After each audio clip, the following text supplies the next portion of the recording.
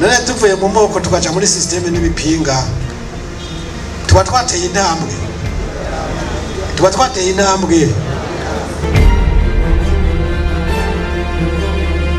Uburundi ni igihugu cyahuye n'ibizazane by'injyane zivuye ku moko no kugwanira ubutegetsi. Ndakurahiye uwo kwandika igitabo ca politike y'u Burundi n'imigambwe yatanguye kuba imihari imbere yuko yemerwa gukora ku mugaragaro niyo kimara adashizemwe mu izina Agathon Rwasa, kuko atarisizemwo yoba atumye abazosoma ico gitabo bagira ivyo batamenya kuri politike y'u Burundi. Ahubwo ntawubura kuvuga ko aramutse adashizemwo iri zina yoba asimvye chapitre nini ituma abazosoma politike y'u Burundi hari ivyo batazomenya kandi vyari ivy'ingenzi kuri politike y'u Burundi. Uyu munyepolitike atemera ubutegetsi bwa CNDD-FDD yabaye umuyobozi w'umuhari Palepehutu FNL kuva mu 1988. Ni umwe mu batavuga rumwe n'ubutegetsi bwa Gitega, ariko aragaruka mu binyamakuru cyane ivyo mu karere k'uburasirazuba cyane kandi muri iki gihe. None uyu mugabo yabaye igishitsi akajugumiza intwaro ya CNDD-FDD ni muntu ki? Kuva ikiremba mu ntara ya Ngozi aho yavukiye mu 1964 kugera aho yaba shefu w'ikiroberi cyagwanya leta y'ico gihe mu 1988. Muri iki kiganiro turaza kubandanya amateka y'uyu mugabo kushika uno munsi aho kibandanya politike inyuma y'imyaka myinshi yinjiye muri uyu mukino. Nkuko mwavyumvise muri iki kiganiro tugiye kurabira hamwe amateka y'umunyepolitike akomeye cyane muri opposition y'ubutegetsi bw'igihugu cy'u Burundi ariwe Agathon Rwasa. Ariko imbere yuko dutangura iki kiganiro ndagusaba ngo ubanze ukore subscribe kugira ngo dutangure iki kiganiro waratanze intererano yawe kuri YouTube yanyu. Jewe tugiye kubana muri iki kiganiro nitwa Abel Wiringiyimana nk'ibisanzwe, ndaguhaye ikaze. Agathon Rwasa yavutse itariki 10 z'ukwezi kwa mbere mu 1964. Avuka mu buraruko bw'igihugu cy'u Burundi aho ni mu ntara ya Ngozi, avukira muri komine Kiremba. Yavutse ari umwana w'indwi mu muryango w'abana 14. Iki gihe Agathon Rwasa avuka, igihugu cy'u Burundi niyo cyari kigitangura kwiyubaka inyuma yuko cyari kikuye kw'intwaro y'ababirigi yari yakigidije aho umwasa ashaka. Ariko iki gihe naho ibimenyetso byo kwikukira byari byatanguye kuboneka, amatati y'uturere n'amoko yari yatanguye kwibonekeza mu gihugu. Amashure yiwe yize yaba ay'intango n'ayisumbuye yayize ikiremba nyene mu ntara ya Ngozi, ariko amashure yiwe ya kaminuza yayize kuri kaminuza y'u Burundi. Akiri umunyeshure bivugwa ko yakunda umupira w'amaguru, ariko kandi akaba umukinyi mwiza cyane w'abakina ivyese canke bimwe bita théâtre mu rurimi rw'igifaransa. Igikorwa cyo kurongora abandi bivugwa ko Agathon Rwasa gitanguriye muri kaminuza y'u Burundi igihe yahabwa amabanga yo kurongora abanyeshure bavuka mu ntara avukamwo. Mu mwaka w'1988 icuka ca politike y'u Burundi nticyari cifashe neza. Kimwe n'abandi bahutu baronderwa muri ico gihe, Rwasa yahungiye muri Tanzania ashikira mu muhari Palepehutu wari washinzwe na Gahuturemi, akaba yari yawushinze mu 1980. Ariko ubwo tuvuze Gahuturemi, iyi nkuru ya Rwasa ntitwoyibandanya tutabanje kuvuga gato ku buzima bw'iki gihangange muri politike y'u Burundi nawe nyene nubwo yitavye Imana ariwe Gahuturemi.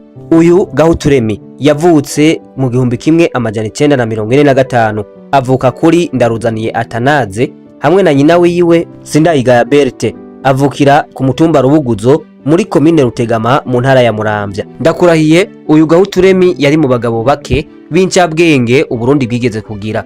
Uyu mugabo Gahuturemi yatanguye amashure yiwe kuri mission catholique mu ntara ya Muramvya, hanyuma abandaniriza amashure yiwe muri seminari ntoya y'Imureke. Aca aza kubandaniriza muri seminari nkuru y'Imugera aho yaciye agenda kurangiriza les humanités générales kuri Atene Royale de Bujumbura. Inyuma yaho mu 1963 yabandanirije amashure yiwe mu gihugu cy'Ububirigi. Aha mu gihugu cy'Ububirigi yashikiye kuri Institut Technique et Agricole de l'État aho yahakuye diplôme de technicien et agricole AD. Gahuturemi yabandanije yiga ku ishuri rya horticulture de l'État mu gisagara ca Virivolte aha ni mu gihugu cy'Ububirigi. Yakuye diplôme d'ingénieur en agriculture agricole tropicale et subtropicale. Aho uyu mugabo Gahuturemi amashuri atayagarukirije ngaho, ahubwo nyabuna yabandanije ku ishure de l'État Agenk. Aha kuri iri shure yahize ibijyanye na cartographie et classification du sol.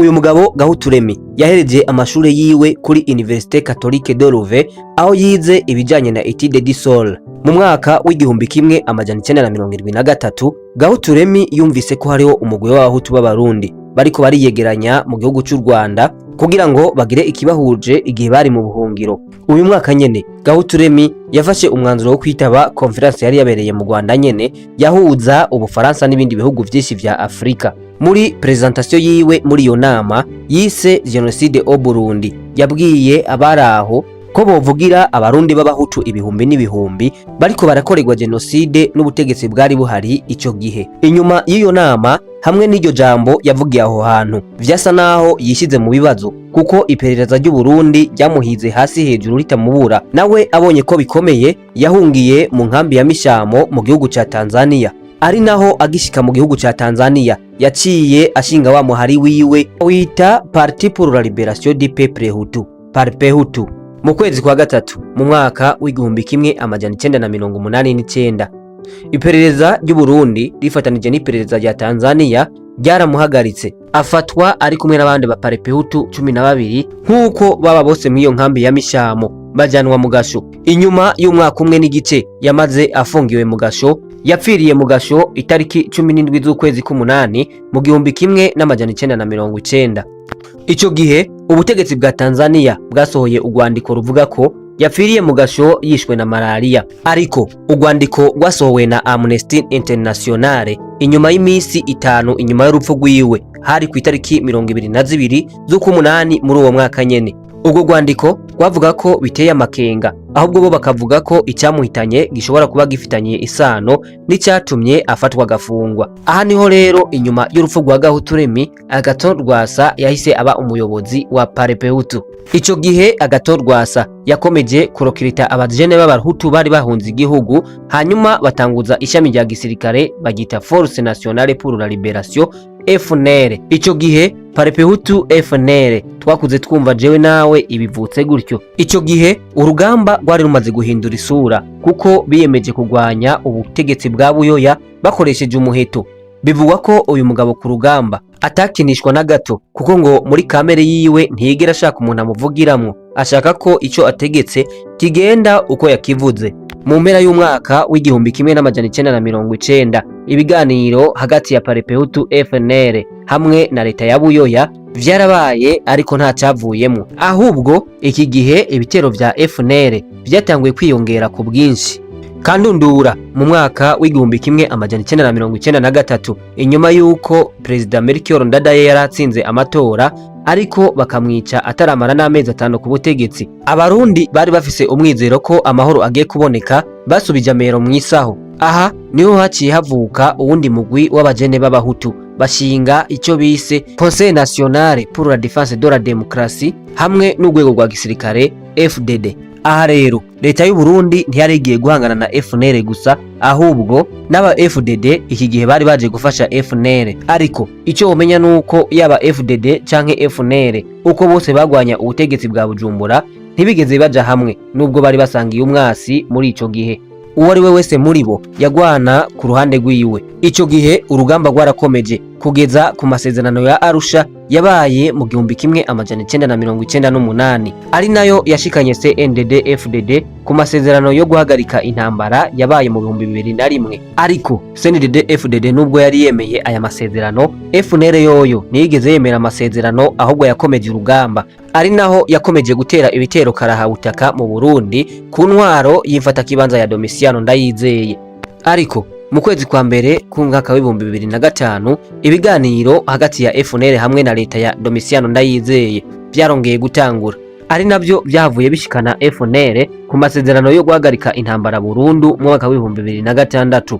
Inyuma y'imyaka 20 Agathon Rwasa ari mw'ishyamba yatahutse mu gihugu cy'u Burundi mu mwaka w'ibihumbi 2008 aje kubandanya urugamba rwa politike rutari rworoshe na gato ico gihe abari abagwanye ba Parpehutu FNL bamwe barademobirijwe, abandi bashirwa mu nzego za gisirikare nk'uko vyari vyemejwe mu masezerano. Ku itariki 14 z'ukwezi kwa kane mu 2009 umugambwe FNL niho waba agreye, ni ukuvuga ngo wari wemerewe gukora ku mugaragaro. Mu mwaka wakurikiye mu 2010 uwo mugambwe witavye amatora, ariko buca amatora aba ibintu ntivyari vyifashe neza mu gisagara ca Bujumbura. Amagerenade yatewe ku bwinshi yica abenegihugu bagera ku 8, abarenga 60 nabo barakomereka. Ico gihe rero inyuma y'amatora y'abajenama b'amakomine, FNL hamwe n'imigambwe 10 yari isigaye bahakanye ivyayavuyemwo, mbere bahita bikura no mu yandi matora yari asigaye. Ico gihe bamaze guhakana ko bataja mu yandi matora yagomba gukurikira, Rwasa yahise aburirwa irengero asubira kuboneka mu mwaka wa 2013. Mu matora yabaye mu mwaka wa 2015 Rwasa yatorewe kuba icegera c'umukuru w'inama nshingamateka, ari navyo vyatumye Rwasa biboneka ko ico gihe ho hari agahengwe kuko yaratanguye kujya ku vyiza vy'igihugu. Inyuma hafi y'imyaka 30 ari mu rugamba, mu mwaka wa 2018 Rwasa Agathon yashinze umugambwe CNL inyuma yuko bamwatse umugambwe FNL. Uwo mugambwe CNL niwe yajanye mu matora y'2020, nayo mu myiyamamazo inyangamugayo zaramushigikiye zimwereka ko bari kumwe nawe 100%. Uyu mwaka amatora yo mu Burundi yaratandukanye n'ayandi matora yari yarabayeho mu yindi myaka yari yagiye ihera, kuko imigambwe ibiri yaba CNL hamwe na CNDD-FDD yari ihanganye ku rwego rukomeye. Byaraboneka ko bitari vyoroshe kuko vyari bigoye kumenya ngo mbega ninde azotsinda amatora hagati y'abari bayihagarariye, yaba Evariste Ndayishimiye hamwe na Agathon Rwasa. Ariko inyuma y'amatora umugwi ujejwe gutunganya amatora wigenga seni watangaje ko hatsinze CNDD-FDD, ibintu inyangamugayo bitabonye kumwe n'uwo mugwi seni kuko bo bavuga ko ari bo batsinze amatora. Mu kwezi kwa gatatu mu mwaka wa 2024 umugambwe CNL wari urongowe na Agathon Rwasa wasubiriye kuvukamwo akajagari. Mw'ikoraniro kaminuza ry'uwo mugambwe ryabereye Ingozi, abari muri ryo bemeje ko Rwasa atakirongoye umugambwe CNL. Mbere ico gihe bavuye batora n'uwumusubirira ku burongozi bw'uwo mugambwe ariwe Girugwishaka Nestor. Uyu mugabo Girugwishaka Nestor niwe havuye yemezwa n'uburongozi bw'intwaro yo hagati mu gihugu ko ariwe aserukira umugambwe CNL imbere y'amategeko. Aha kuri Agathon Rwasa vyasa naho bimurangiriyeko, ariko mu mpera z'ukwezi kwa 12 mu mwaka wa 2024 Agathon Rwasa yumvikanye avuga ko yinjiye mu runani Burundi bwa bose rwari ruhejeje kuvuka, ariko Rwasa hamwe n'abashinga amateka bagenzi biwe bari mu mugambwe CNL bari basizwe ku ntonde z'abazitoza. Ibintu vyahavuye bitabagendekera neza kuko ico gihe umugwi seni waciye usubiza inyuma izo ntonde ngo nukubera ko batubahirije amategeko. Urunani Burundi bwa bose rwahavuye rusingisha urubanza muri sentare ijejwe kubahiriza ibwirizwa shingiro, ariko ku itariki 7 z'ukwezi kwa mbere mu 2025 sentare ijejwe kubahiriza ibwirizwa shingiro yabwiye urunani Burundi bwa bose ko bakwiye gusubiramwo intonde, hanyuma bagatanga abitoza bava mu iyo migambwe y'urunani Burundi bwa bose. Aha turageze ku musozo w'ikiganiro cacu. Nguko rero uko urugendo rwa politike rw'umushinga amateka Agathon Rwasa rwagenze, aho twarabira hamwe ubuzima bwiwe hamwe no kudahuza nawe n'ubutegetsi bw'igihugu c'u Burundi mu rugendo rwiwe rwa politike kuva mu mwaka wa 1988 kugeza uyu munsi mu 2025. Niba wakunze iyi video kora subscribe, ukore like, ukore na commentaire kugira ngo uzobone ikindi kiganiro kizokurikira iki uzoburavye. Ndagushimiye we twabanye kuva gitanguye kugira gisoje. Imana iguhe umugisha.